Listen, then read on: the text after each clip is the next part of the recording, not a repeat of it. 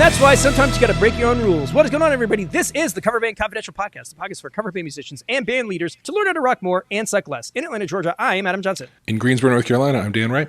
There have been previous times where we have done the streaming portion of the show, and I was wearing a tank top, and I was like, ooh, feel a little exposed here. But today, just don't have it in me. I was like, no, you're just going to have to, if you were watching this on any format, you have to see my shoulders. And they're fine. They're not. Their shoulder, I mean. I don't know. They're workable shoulders. We can say they functionally attach your arms to your torso. That's a thing. That's what I've been told. Yeah. How's it going? Not bad, but kind of a quiet week. We were still working on getting back into the school swing around here. So between that and we've now got the child is in a play. So that's Friday and Saturday every week. The child is doing improv at that same theater company on Thursday. We're doing piano lesson on Saturday. The extracurriculars are substantial.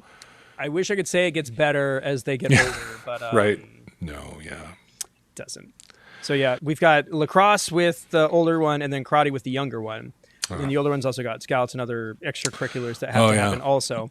We're going to have scouts. But as far as like music stuff that was kind of neat this week, we went to the local high school football game because they were doing a feeder night where they let the football players, the cheerleaders, the band kids from the middle school go and hang out with the high school versions of those things. Cool. So Oliver got to sit in with the marching band, and that was pretty cool. He currently plays French horn in the band, and they don't do French horn in the marching band. So he had to learn how to play a mellophone that day. Sweet. They were like, here you go. And kid just took to it. Like That's good. Having been a brass player in high school, I will go say going from a tighter embouchure to a looser one is a whole lot easier than the other way around. I one time was handed a French horn and could barely squeak through it, having been on trumpet and then brass baritone for some time. Big old. But to me, it's the valve setup, because on every other one, like the mellophone and the trumpet, it's a 3-valve scenario versus a French horn, which is 4. Now I could be speaking out of turn. I don't know enough about a mellophone to know if maybe I'm wrong. coverbandconfidential@gmail.com. How many valves does a mellophone have? Right. I didn't get far enough on the French horn to even confront the valves. I was just trying to make it honk, and I couldn't quite do that. So, yeah, I don't know the differences in fingering of those instruments at all. The funniest thing about that game was that, like, I saw a lot of my friends because they all have kids that were at the thing. So nice. It was a social event for the grown-ups as well. Very and cool. I did end up running into a gal. The last time I saw her was backstage at the Ugly Kid Joe concert, and weirdly enough, she was showing Bruce Kulick from Kiss around. That was very strange. I was like, what are you doing here, and why is Bruce Kulick here? It all made sense by the end of it. But anyway, she was there by herself because her husband is a fantastic guitar player, and he was playing a gig down the road that night. So cool. I just went up to her. I was like, hey, Smitty over in Roswell. She's like, yep. I was like, cool. That's good. It was nice to catch up and all that. But, think about that contrast. You run into somebody backstage at a rock show with quote-unquote celebrities. Yeah. And the next time you see them is at a high school football game. Look, everyone's got life. Everyone's got their stuff going on. There was a video you posted from that marching band thing that was interesting. Yeah. So I'm not sure what to think about it. And this is, again, I feel like this could be a world that I'm just not familiar with. Right. Or maybe they were doing something that wasn't immediately clear to me as to why it was happening. So I am fully aware that when marching bands are rehearsing, they have a loud, audible metronome tone that plays behind them so that they can make sure that they're in sync, even if they can or can't see what the drum major is doing. But during the halftime performance, they did that with the audible click happening. So they did their full program with just bing, bing, bing, like audibly just in the stadium. And to me, it was definitely like it was a competition piece. It's like the thing they were going to compete for. So maybe it was just a scenario where it was like, okay, well, we've got to get this thing locked down, so we're going to just get our reps in by doing it at the game. And they're not worried so much about the way it looks as far as execution goes in that way. But it just seemed really odd that you would just be able to hear that. Because immediately when it started, Amber and I looked at each other like, huh, that's weird. Did anybody else notice? No. Right. Probably not. Right. That's the thing. Did the audience care? And aside from some people who know what that dink, dink, dink noise is. Yeah. And it was like one of those real piercing, high pitch ones. Like a cowbell. Mm-hmm. Yeah. It's interesting. I mean, I've never thought about that, but obviously flying that into an in-ear on the drum major would make some sense. And they're definitely doing something like that because when they move out, they got the paddles up. Like there's something like that is happening. Mm-hmm. I just don't know to what extent. Yeah. But I feel at some point you could just put everybody on just get a bunch of packs and everybody can just hear the click. It's not like you need multiple mixes. Yeah. Maybe, and maybe that does happen. Again, this is my first foray into this world. So, right. Or maybe this is just a thing now. We're just playing the click over the speakers and letting it rip. I don't know. Who's to say? Yeah. Again, coverbandconfidential@gmail.com. Please help. Yes. Again, this week's show within a show is all about marching band confidential. Yeah. That might actually be out there. I wouldn't be surprised. Yeah. So, other than that, Guitar Boys rehearsal actually happened. Guys came over, and one of the cool things that you're able to do when you're onboarding somebody and you have systems in place, like let's say Band Helper, the way that we were guiding the rehearsal was we went into Band Helper and we just went to all of the songs that have been on the most set lists. So it's just the heavy hitters, the ones that are always going to be there. So it was very easy to just like set that up and poke through the lines and be like, these are the ones we're going to work on. And, that's a super efficient way of dealing with that stuff. Now, the other thing that we did is I made everybody play through the songs that we're doing for like the Halloween thing, even though they hadn't rehearsed them before. I think there's something important about just performing something or just playing it, whether you know it 100% or not. Right. That you're initiating that muscle memory that needs to happen in order for you to feel comfortable by the time it gets there. Yeah. And it's also, sometimes it's nice because I know for me, I get this like mental block about I need to start practicing. And the idea of starting to practice is like the hump to get over because maybe I'm afraid it's going to be super complex or I'm not going to be able to remember the structure. But like when you're sitting there, you're playing and you're like, oh, it's these 3 chords over and over and over again. Like Ghostbusters is literally like 3 sections. And once you have that, the song, that's it. Same with Watch Me. Watch Me has even less of those. It's just the same thing over and over and over again. Right. And now they've gone through it once, so that's we're good. that much closer. That's good. And the ones that are really hard, at least you've all seen eye to eye about how hard they are, and have a t-shirt size of how much work it's going to take. Well, yeah, and it's also what we've basically decided is that we've got our next big show, which is about a month out.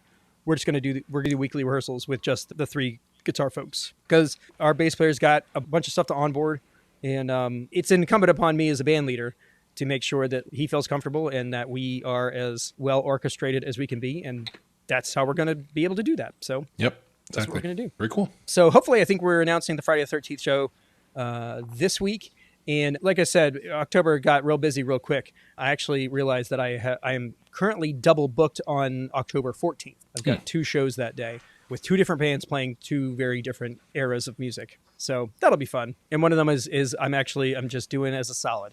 No compensation, just being a nice guy. Well, look, sometimes you got to go pro bono. Sometimes you got to, pay it back. I'll just write it off somehow. I'll figure it out. Yeah, no, just write it off. Just write it off.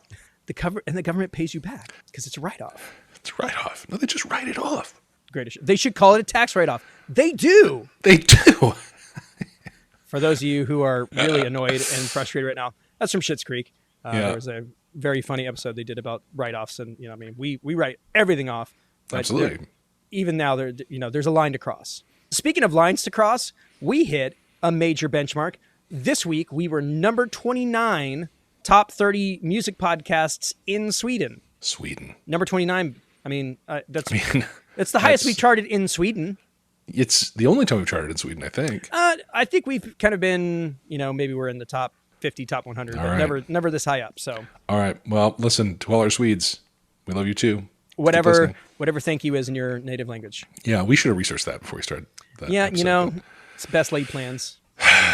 Well, anyway, get all your fellow band Swedes to come listen to the podcast. That was great. I really like the way you wrapped that up for us. Yep. Speaking of which, let's switch gears. Let's do review time. This one comes from Ben, and it says, "Doing the right things right. 5 stars, Apple Podcast. I started listening in April 2022, not coincidentally about the same time my most recent band's lead singer and guitarist moved out of state, and I became an instant fan. Adam and Dan's podcast is filled with provocative topics, always just hard-hitting. Relevant to any gigging musician, and the weekly road warrior stories from their lives as gigging musicians keeps me inspired as I've been working to start a new project.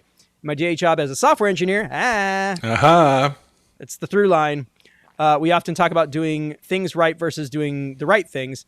In the podcast world, Adam and Dan have an uncanny knack for doing both. Oh. Thanks to the great material, and keep it coming. Ben from Austin, Texas. Big thanks to Ben. We are currently the highest and most rated musician cover band podcast on the planet. And in terms of people, like people's listener ratings, as far as like as close as we could be to 5 out of 5 stars, on top of the volume of ratings, we have the bestest of and mostest of both of those currently. Love it. And we can't do that without you guys. So if you haven't already, please submit a 5-star review, and we're just going to continue to dominate this tiny slice of the podcast pie. That's just what we're here to do. Dominate the pie. Indeed.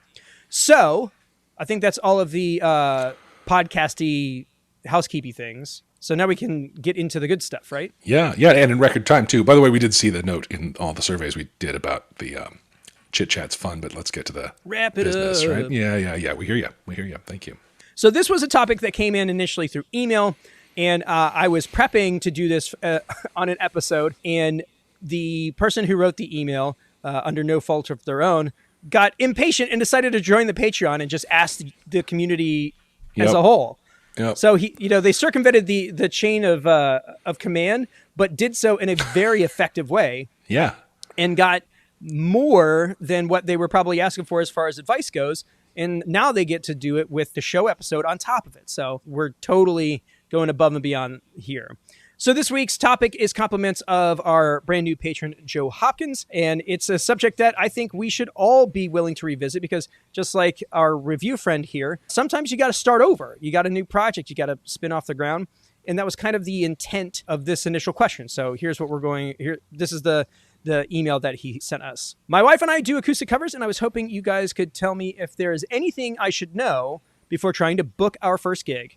Never done it before. There are a few bars close to us that have acoustic guitarists play for 3 hours on Fridays and Saturdays. Do I just stop in during the week and ask who books the music? Is it better to call or email? We don't have social media. I was thinking providing a promo, open mics, what are your thoughts? Of which we have plenty. Plenty. So I would say the overarching topic is, so you want to start playing solo gigs. Yep. You want to begin an acoustic career. Duo or whatever. Yeah. And Joe and his wife Kristen are out of Charlotte, North Carolina. So as close as that is to me, which is not far, I don't know that market particularly well in terms of its venues, or I'd be all over like sending them to places I know.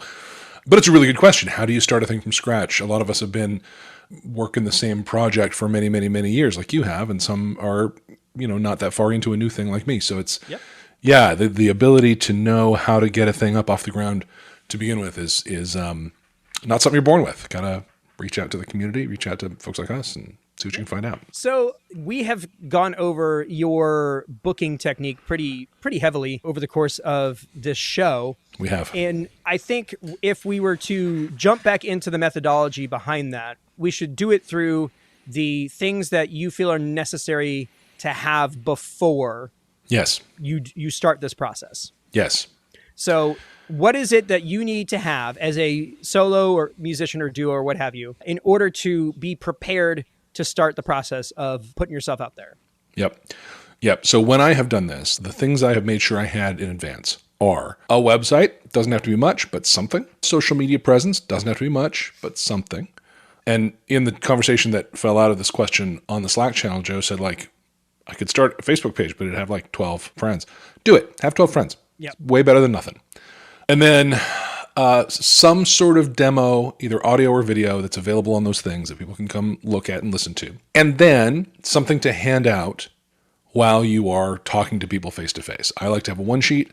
I think it's an important thing to have a well-designed, good photography, looks like you know what you're doing, front and back sides. I think that a song list, a sample set, is a really powerful thing, communicates a lot. Our whole thing is built around the eclectic nature of what we cover. It's very, very broad, and so I make sure to express that on that piece of paper that I hand out. I don't cheap out on that paper, on that one sheet. I print it on very nice paper. I make it look good. I make it look well-designed.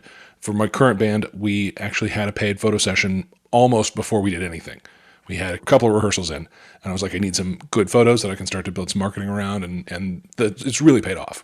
Yeah. So those are a few things you need. Anything else you would add about underlying assets you need to have carrying with you? Well, I think I've got some ideas around the things that you suggested, like some kind of next steps or what have you. So, getting a website, yes, that's important. I would say more important than a website would just be a URL that goes somewhere. Yep. So most people won't get beyond the looking at the business card and seeing a URL on it. So it's like soandso.com, and it's like, okay, this person cared enough to put something out on the internet. They spent $12 a year to register a domain name, or less, so they must, depending. So they must mean it. And where that goes can be a lot of things. I think currently the best course of action is to do a link style page, whether that's through a free service like Linktree, there's a bunch of other ones, or through your existing website.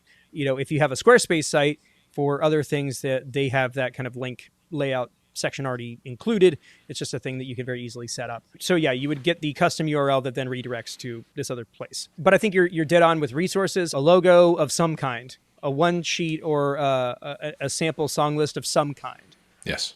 And if possible, decent promo. And decent promo does not have to be anything super technical. It could very well be just a fixed iPhone shot from whatever, and then you took a 3-hour video and you cut it down to like less than 90 seconds. 90 seconds is almost too long. Yes. Of just good parts of that thing.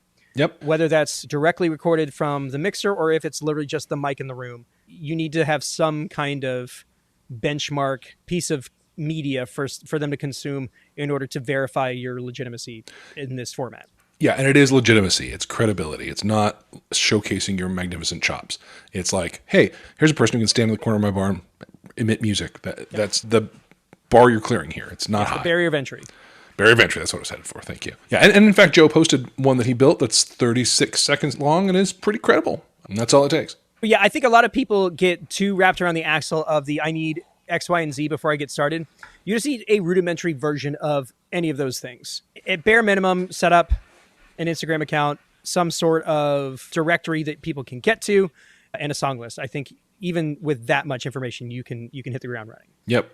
And as far as song lists goes, like what would you say is the minimum amount of repertoire you would need in order to fill out a 3-hour gig? Because I think a lot of people, they're jumping into it and they're like, okay, I need to get X number of songs to fill out this night. What do you think that number is, like on the low end? On the low end. Well, let me tell you how I do it. For me, a 3-hour gig is 40 songs.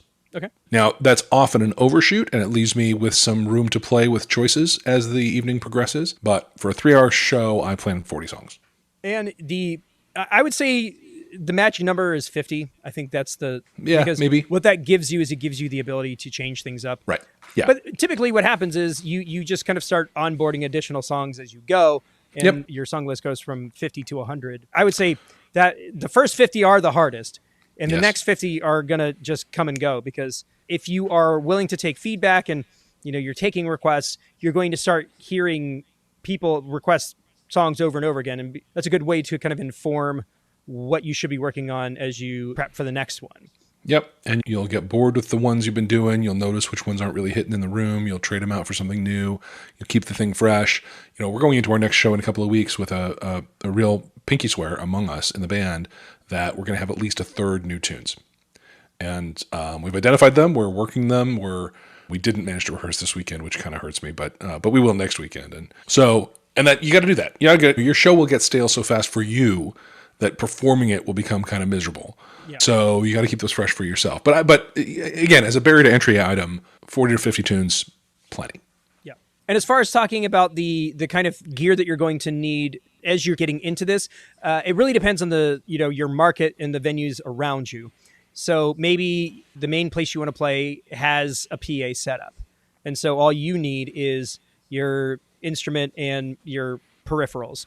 Other places, it's totally under the control of the musician, and you're going to have enough sound reinforcement to cover the whole thing.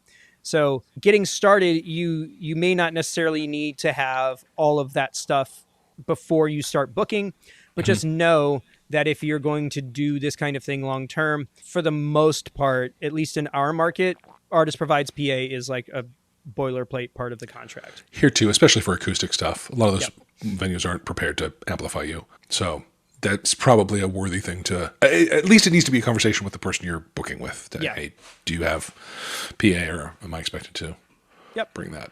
Yeah. So yeah, just be flexible, be willing to do whatever it takes to get the show off the ground. But I would say an Instagram account, a song list of around 50 tunes, and a video from the corner of the room, I think is all you need to start spanking the planks. Yep. And then, speaking of planks, Joe's next question on the Slack was, should I email or call? And the answer to that is yes, but don't expect much. Yep. Feel free to email and call. That's useful. Sometimes they'll respond to you. Most times not. But well, let me argue about the benefits of going through those channels. Do. If nothing else, sending an email to a venue creates a paper trail. Mm-hmm. Because, what Dan typically does is they're walking into bars, they're getting FaceTime with employees, potentially managers if they're there. But it's just as likely that you can walk in and somebody will be like, oh, Joey's not here, but I'll tell him you came by. And that never happens. Right. And so weeks can go by and you haven't heard back from anybody and you're like, what happened? And the person in charge has no knowledge of any of this. Right. So by sending an email or sending a voicemail or whatever, that at least gives you a frame of reference. Like, oh, I reached out about 2 weeks ago, didn't hear back. I figured it was a good time to follow up. That kind of precedent is probably beneficial to you. I will tell you the best outcome I ever had about that was I did walk into a place, I did meet the manager, and he was kind of dismissive. He was kind of like, yeah, look, you got to send me an email. And I was able to say, oh, I did. A couple weeks ago, I didn't hear from you. And he was like, oh, God, man, I'm sorry. He was fully busted, and then we were in a conversation because, he had to give me a little bit to appreciate that I had tried to take the right steps. But then it was just you guys talking. He wasn't out to shut me down and shunt me off to his other preferred channel. I already did that. Can I, maybe we could just talk? And I did end up booking that one on that visit, first time I talked with him. So do try over those channels. Don't expect anything. Don't get offended if you don't hear back, for sure. You just want that attempt in your pocket for when you actually connect with the person. Yeah, for sure. Now, another thing that can happen, and we're coming at this from all the angles that we can think of. So in Dan's market, you can walk into a bar, talk to a person who works at that establishment and is also in charge of booking the entertainment. Right. Now, in my market, that doesn't happen quite as often. Yeah. The way that our particular area is set up is that there are a handful of gatekeepers. There's folks that book every venue in a particular area, and they are the point of contact, not somebody who works at the restaurant. Right. And there's upsides and downsides to that particular scenario, but there's more upside on the venue because it's one less set of responsibilities for the venue to manage. Yeah, there's an upside for us too. I mean, once you're in, and it's efficient to book that way, but getting in is tricky for sure. Yeah. And so I've joked around that I call it the acoustic gig mafia. Right. When you're in, and when you're out, you're out. Yeah. But the idea there is it's the same kind of thing. You're marketing yourself to somebody booking these events, but the potential upside of getting in the good graces of somebody like that versus just a single venue owner is that they can't just get you booked at their place once a month or once every 2 months. They can get you booked every single weekend all over the place. Yeah. Oh, and by the way, I have a band and I have, in my case, I do solo stuff. I have an acoustic duo. There are a lot of ways that they could deploy me into all of their inventory. And yeah, it's a valuable relationship once you have it. Well, and you're also going to be using the same tools to kind of get into those things. I will say though, if you are trying to ingratiate yourself with somebody who deals with musicians, you're going to be competing with every other musician in your market. Yeah. So while the barrier of entry to just get started might be the things that I mentioned before, if there's already an established group of folks that are playing out all the time, you've got to find a way to either differentiate yourself or put yourself in the stratosphere of the people that are already busy. Right. So you might have to step your game up as far as the quality of your promo to get in the interest of just curtailing a bad idea, one of the things that Joe floated on the Slack was, should I offer to play for free just to get known? Nope. The answer to that is no. Hard no. Yeah, don't do that. I mean, there's several bad effects if you do that. You do not want to be known as the guy who plays for free, first of all. You don't want to do what that does to the market, right? Why should I pay these professionals when somebody over here is willing to be my free music monkey? What you really want to do, I mean, if you don't feel like you have the wherewithal or the credentials, background, standing to ask for money, you got to lean into fake it till you make it instead of leaning into I'm just some newbie chump who, please give me a slot. Yeah. Here's a hint. Here's just like a truth blast. Like, you've been doing this a long time, Adam. Don't you still have the experience that you're faking it till you make it? Oh yeah. Yeah. I did an entire thing about imposter syndrome. The thing that put it in like really stark contrast is when we initially hired Chris, our now former music director. He's moved on to greener pastures. I offered him the gig and he accepted it. He wrote this post on LinkedIn that he had taken this thing on and talked about the agency as an entity, separate from myself. And he was saying all these things in this article. I was like, wow, that sounds pretty impressive. But like, in my head, like everything sucks and it's like I'm barely getting by and been fooling these folks. Yeah. The mask is going to slip one of these days and they're just going to know, Absolutely. No, listen, I'm still figuring it out on every gig. If we make it through unbloodied, it's a miracle, right? True. And that's, some of my things that I've been doing weekly, I kind of have on lock a little bit. But then the moment I do, or think I do, some crucial piece of gear breaks down or something happens in the room that I didn't anticipate and throws me. So yeah, don't feel like, first of all, like you're ever going to get to a place where you're not having that experience. Yeah. If that ever happens for me, I'll let you know. But so far it hasn't. And because of that, that means that claiming credibility, claiming that you're a fit for what you're here to provide is valid because the people who really are, and they are, still have the experience that they're faking it. So you might as well fake it too. Why wouldn't you? It is kind of funny because when you get a group of guys or gals who have been doing this for a while in a circle to talk about this stuff, everybody kind of feels the same way. Yeah. And it's hard to explain because when you've done something for so long, a part of it feels like second nature and it's a thing that you can do on autopilot. Right. But at the same time, always in the back of your head, there's a little bit of you going, am I doing this right? Yeah. Like, again, you and I have been working these kinds of gigs for close to 20 years now. And I've got one coming up in September and it's been a while. And I'm just like, what do I like?